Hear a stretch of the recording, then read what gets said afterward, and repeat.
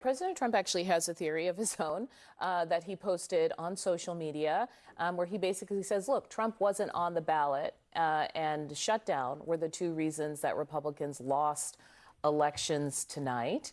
And then it says, according to pollsters, which is not the usual, frankly, social media posts we see from him. Dustin, can you talk about what you see? I mean, you are a pollster, and yes, it was a conversation last night about Democratic coalitions, but it also seemed to be a question about whether Trump's coalition of 2024 was a one-time thing.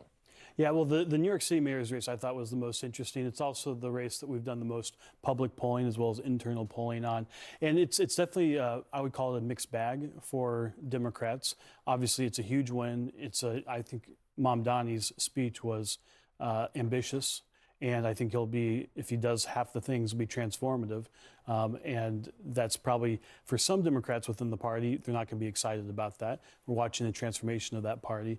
One of the things that's interesting we saw in our polling is that people who lived in and around the city on 9/11, they were going for Cuomo. So that's definitely, there's a generational divide, and you can see that playing out. Also, the policies that were unpopular that Mamdani has proposed and promoted, defund the police, refusing to denounce Globalize the Intifada.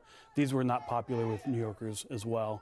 So there's a little bit of, I think they don't necessarily agree with them on all policies, but they wanted to see some change.